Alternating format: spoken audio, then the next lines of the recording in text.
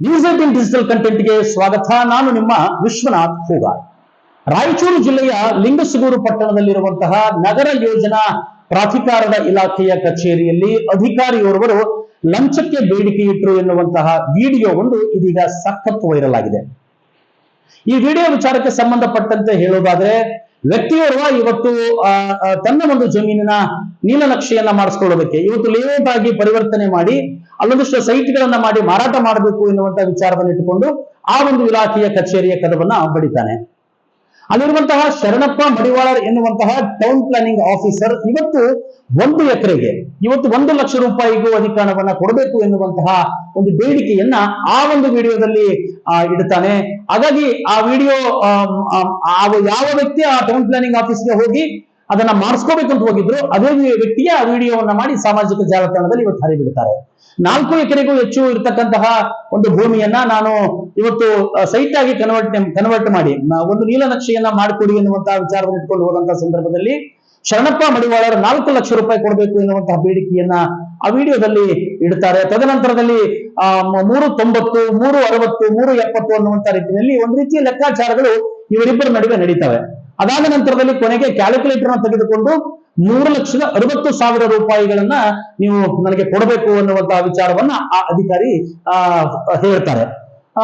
ತುಂಬಾ ಜಾಸ್ತಿ ಆಯ್ತಲ್ಲ ಇದು ಎನ್ನುವಂತ ವಿಚಾರವನ್ನ ವ್ಯಕ್ತಿ ಪ್ರಸ್ತಾಪ ಪಡಿಸಿದಂತಹ ಸಂದರ್ಭದಲ್ಲಿ, ಇಲ್ಲ ಇದರಲ್ಲಿ ಕೇವಲ ನಾನೊಬ್ಬರಿಗೆ ಅಲ್ಲ ಮಿನಿಸ್ಟರ್ಗೂ ಕೂಡ ಪಾಲನ್ನ ಕೊಡಬೇಕು, ಈಗಾಗಲೇ ತಿಂಗಳ ಹಿಂದೆ ಮೀಟಿಂಗ್ ಅನ್ನ ಮಾಡಿ ಆ ಮೀಟಿಂಗ್ ಅಲ್ಲಿ ಇವತ್ತು ಮಿನಿಸ್ಟರ್ ನಮಗೆ ಪಾಲನ್ನ ಕೊಡಬೇಕು ಎನ್ನುವಂತಹ ವಿಚಾರವನ್ನು ಕೂಡ ಹೇಳಿದ್ದಾರೆ.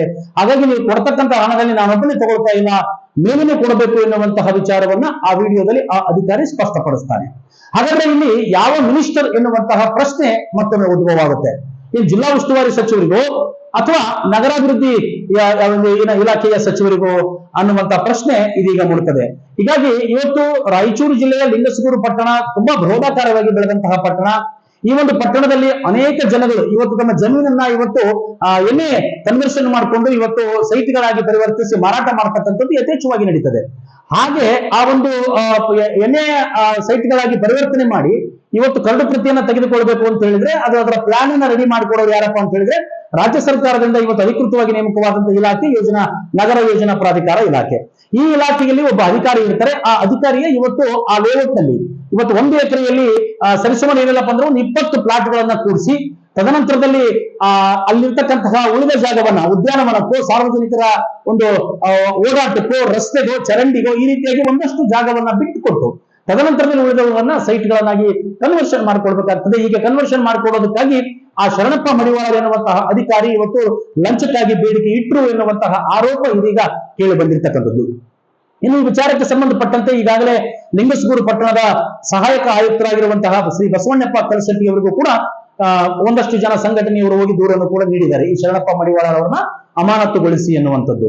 ಇಲ್ಲಿ ಮುಖ್ಯವಾಗಿ ಗಮನಿಸಬೇಕಾದಂತ ವಿಚಾರ ಏನಪ್ಪಾ ಅಂತ ಹೇಳಿದ್ರೆ, ಇವತ್ತು 100 ಎಕರೆ ಪ್ರದೇಶದಲ್ಲಿ ಇವತ್ತು ಜಮೀನನ್ನ ಇವತ್ತು ಎಣ್ಣೆ ಸೈಟ್ಗಳನ್ನಾಗಿ ಪರಿವರ್ತನೆ ಮಾಡಿ ಮಾರಾಟ ಮಾಡಕ್ ಹೋಗ್ತಕ್ಕಂಥ ಸಂದರ್ಭದಲ್ಲಿ ನೋಡಿದಾಗ ಕೇವಲ ಒಂದು ಲಿಂಗಸಗೂರು ತಾಲೂಕಿನಲ್ಲಿ ವರ್ಷಕ್ಕೆ 100 ಪ್ಲಾಟ್ಗಳನ್ನ ಇವತ್ತು 100 ಎಕರೆಗೂ ಹೆಚ್ಚು ಭೂಮಿ ಇವತ್ತು ಎಣ್ಣೆ ಪ್ಲಾಟ್ಗಳಾಗಿ ಪರಿವರ್ತನೆ ಆಗುತ್ತೆ ಎನ್ನುವಂತಹ ಮಾಹಿತಿ ನಮಗೆ ಲಭ್ಯವಾಗಿರ್ತಕ್ಕಂಥದ್ದು. ಹಾಗೆ ನೋಡಿದ್ರೆ ಎಕರೆಗೆ 1 ಲಕ್ಷ ರೂಪಾಯಿ ಅಧಿಕಾರಿಗಳು ಲಂಚ ಪಡಿತಾರೆ ಅನ್ನೋದಾದ್ರೆ 100 ಎಕರೆಗೆ ಎಷ್ಟಾಯಿತು ಅನ್ನುವಂತಹ ಪ್ರಶ್ನೆ ಬಹಳ ದೊಡ್ಡದಾಗಿ ಕಾಡ್ತದೆ. ಕೋಟ್ಯಾಂತರ ರೂಪಾಯಿ ವಹಿವಾಟು ಕೇವಲ ಲಂಚದ ರೂಪದಲ್ಲಿ ಈ ಇಲಾಖೆಯಲ್ಲಿ ಹರಿದಾಡ್ತಾ ಇದೆಯಾ? ಈ ಒಂದು ವಿಚಾರಕ್ಕೆ ಸಂಬಂಧಪಟ್ಟಂತೆ ಇದರಲ್ಲಿ ಕೇವಲ ಶರಣಪ್ಪ ಮಡಿವಾಳರ್ ಮಾತ್ರ ಇದಾನ ಅಥವಾ ಆತನ ಮೇಲಾಧಿಕಾರಿಗಳಿಗೂ ಕೂಡ ಇದರಲ್ಲಿ ಪಾಲು ಹೋಗ್ತಾರ? ಅಥವಾ ಮತ್ತೆ ಆತ ಹೇಳಿದಂಗೆ ವಿಡಿಯೋದಲ್ಲಿ ಹೇಳಿದಂಗೆ ಯಾವ ಸಚಿವರಿಗೆ ಈ ಹಣದಲ್ಲಿ ಪಾಲಿದೆ, ಎಷ್ಟು ಪಾಲಿದೆ ಎನ್ನುವಂತಹ ಪ್ರಶ್ನೆಗಳು ಕೂಡ ಇದೀಗ ಸಾರ್ವಜನಿಕ ವಲಯದಲ್ಲಿ ಸಾಕಷ್ಟು ಕೇಳಿ ಬರ್ತಾ ಇದ್ದಾವೆ. ಹೀಗಾಗಿ ನಗರ ಯೋಜನಾ ಪ್ರಾಧಿಕಾರ ಇಲಾಖೆ ಎನ್ನುವಂಥದ್ದು ಬಹಳ ದೊಡ್ಡ ಬ್ರಹ್ಮಾಂಡ ಭ್ರಷ್ಟಾಚಾರ ನಡೀತಕ್ಕಂತಹ ಬಹಳ ದೊಡ್ಡ ಇಲಾಖೆ ಅಂತ ಹೆಸರು ಪಡೆದುಕೊಳ್ತಾ ಇದೆ. ಆ ಒಂದು ಕೆಟ್ಟ ಹೆಸರಿಗೆ ಒಂದು ರೀತಿಯಲ್ಲಿ ಸಾಕ್ಷಿ ಎನ್ನುವಂತೆ ಇವತ್ತು ಲಿಂಗಸಗೂರಿನ ನಗರ ಯೋಜನಾ ಪ್ರಾಧಿಕಾರದ ಕಚೇರಿಯಲ್ಲಿ ನಡೆದಂತ ಈ ಒಂದು ಪ್ರಹಸನ ವಿಡಿಯೋ ಸಾಕ್ಷಿಯಾಗಿ ಬಂದಿದೆ ಅಂತ ಹೇಳಿದ್ರೆ ಬಹುಶಃ ತಪ್ಪಾಗಲಿಕ್ಕಿಲ್ಲ. ಹೀಗಾಗಿ ಈ ವಿಚಾರ ಈಗಾಗಲೇ ರಾಯಚೂರಿನ ಜಿಲ್ಲಾಧಿಕಾರಿಗಳಾಗಿರ್ತಕ್ಕಂಥ ಕೆ ನಿತೀಶ್ ಅವರಿಗೂ ಕೂಡ ತಲುಪಿದೆ.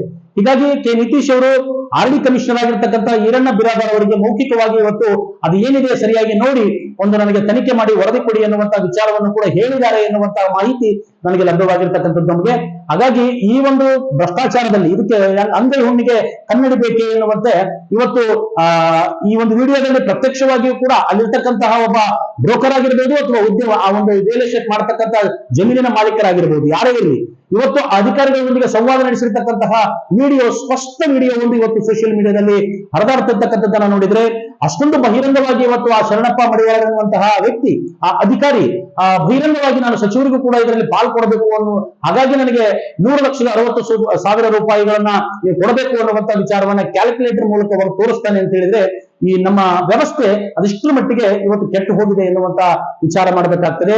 ಹೀಗಾಗಿ ಈ ಒಂದು ರಿಯಲ್ ಎಸ್ಟೇಟ್ ದಂಧೆ ಎನ್ನುವಂಥದ್ದು ಇದೀಗ ಇಂತಹ ಒಂದು ಅಧಿಕಾರಿಗಳಿಂದಲೇ ಇವತ್ತು ಕೆಟ್ಟು ಹೋಗಿರ್ತಕ್ಕಂಥದ್ದು ಅನ್ನುವಂತ ವಿಚಾರವನ್ನ ಸಾರ್ವಜನಿಕ ವಲಯದಲ್ಲಿ ಸಾಕಷ್ಟು ಚರ್ಚೆ ಮಾಡ್ತಾ ಇದ್ದಾರೆ. ಇನ್ನು ಪ್ರಕರಣ ನಡೆದು ಸೋಷಿಯಲ್ ಮೀಡಿಯಾದಲ್ಲಿ ವಿಡಿಯೋ ವೈರಲ್ ಆಗಿ ತದನಂತರದಲ್ಲಿ ಮಾಧ್ಯಮಗಳಲ್ಲಿ ಸುದ್ದಿ ಪ್ರಸಾರವಾಗಿ ಇವತ್ತು ಅದೆಷ್ಟೋ ತಾಸುಗಳಾದರೂ ಕೂಡ ಇನ್ನೂ ಕೂಡ ಆ ವ್ಯಕ್ತಿಯ ಮೇಲೆ ಯಾವುದೇ ಒಂದು ಗಂಭೀರವಾದಂತಹ ಕ್ರಮ ತೆಗೆದುಕೊಳ್ಳತಕ್ಕಂಥ ವಿಚಾರದಲ್ಲಿ ಅಧಿಕಾರಿಗಳು ದಿಟ್ಟ ಹೆಜ್ಜೆಯನ್ನು ಇಡ್ತಾ ಇಲ್ಲ.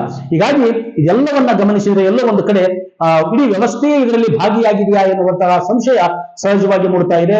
ಹಾಗಾಗಿ ಇವತ್ತು ಸೈಟ್ ಅನ್ನ ಖರೀದಿ ಮಾಡ್ಕೊಳ್ಳೋಕೆ ಹೋಗ್ತಕ್ಕಂಥ ಬಡವರಿಗೆ ಇಲ್ಲಿ ಈ ಒಂದು ಜಾಗದ ಒಂದು ಬೆಲೆ ಏನಿದೆಯಲ್ಲ, ಮಾರುಕಟ್ಟೆಯ ಬೆಲೆ ಇವತ್ತು ಗಗನಕ್ಕೇರ್ತಾ ಇದೆ. ಹೀಗಾಗಿ ಎಲ್ಲರಿಗೂ ಲಂಚವನ್ನ ಕೊಟ್ಟು ಸಾರ್ವಜನಿಕ ರಸ್ತೆಯನ್ನ, ಚರಂಡಿಗಳನ್ನ ಬಿಟ್ಟು ಎಲ್ಲವನ್ನ ಮಾಡಿ ಆ ಒಂದು ಜಮೀನಿನಲ್ಲಿ ನಾವು ಲಾಭ ಹೇಗೆ ತೆಗೆದುಕೊಳ್ಳೋದು ಅನ್ನುವಂತಹ ಪ್ರಶ್ನೆ ಮಾಲೀಕರನ್ನ ಕಾಡಿ ಇವತ್ತು ಇದೆಲ್ಲವೂ ಕೂಡ ಬಡವರ ಜೀವ ಹಿಂಡ್ತಾ ಇದೆ. ಹಾಗಾಗಿ ಇಂತಹ ಅಧಿಕಾರಿಗಳ ವಿರುದ್ಧ ನಿರ್ದಾಕ್ಷಿಣ್ಯವಾಗಿ ಕ್ರಮವಾಗಬೇಕು ಎನ್ನುವಂತಹ ದೂರನ್ನು ಕೂಡ ಈಗಾಗಲೇ ಸಹಾಯಕ ಆಯುಕ್ತರಿಗೆ ಕೊಟ್ಟಿದ್ದಾರೆ. ಸಹಾಯಕ ಆಯುಕ್ತರಾದಂತಹ ಬಸವಣ್ಣಪ್ಪ ಕಲಶೆಟ್ಟಿ ಅವರು ಕೂಡ ತುರ್ತಾಗಿ ನಾನು ಜಿಲ್ಲಾಧಿಕಾರಿ ಅವರಿಗೆ ಇದನ್ನ ಕ್ರಮ ತೆಗೆದುಕೊಳ್ಳಕ್ಕೆ ವರದಿ ಸಲ್ಲಿಸ್ತೀನಿ ಎನ್ನುವಂತಹ ಒಂದು ಅಭಿಪ್ರಾಯವನ್ನು ವ್ಯಕ್ತಪಡಿಸಿದ್ದಾರೆ. ಹಾಗಾಗಿ ನಾಳೆ ಜಿಲ್ಲಾಧಿಕಾರಿಯಾಗಿರ್ತಕ್ಕಂಥ ಕೆ ನಿತೀಶ್ ಅವರು ಆರ್ಡಿ ಕಮಿಷನರ್ ಆದ ಈರಣ್ಣ ಬಿರಾದಾರ್ ಅವರು ಯಾವ ರೀತಿಯಾದಂತಹ ಕ್ರಮವನ್ನ ಈ ಒಂದು ಅಧಿಕಾರಿಯ ಮೇಲೆ ತೆಗೆದುಕೊಳ್ತಾರೆ ಅನ್ನೋದನ್ನ ಕಾದು ನೋಡಬೇಕಾಗಿದೆ. ನಿರ್ಭೀತ, ನಿಷ್ಪಕ್ಷಪಾತ, ವಿಶ್ವಾಸಾರ್ಹ ಸುದ್ದಿಗಳಿಗೆ ಮತ್ತೊಂದು ಹೆಸರಾಗಿರುವ News18 ಕನ್ನಡ ಈಗ ಆಪ್ನಲ್ಲೂ ಲಭ್ಯವಿದೆ. ದಯವಿಟ್ಟು ಇಲ್ಲಿರುವ QR ಕೋಡ್ ಅನ್ನು ಸ್ಕ್ಯಾನ್ ಮಾಡಿಕೊಂಡು ಆಪ್ ಡೌನ್ಲೋಡ್ ಮಾಡೋದಕ್ಕೆ ಮರಿಬೇಡಿ. ನಿಮ್ಮ ಬೆಂಬಲ ಹೀಗೆ ಸದಾ ನಮ್ಮೊಂದಿಗಿರಲಿ. ಧನ್ಯವಾದ.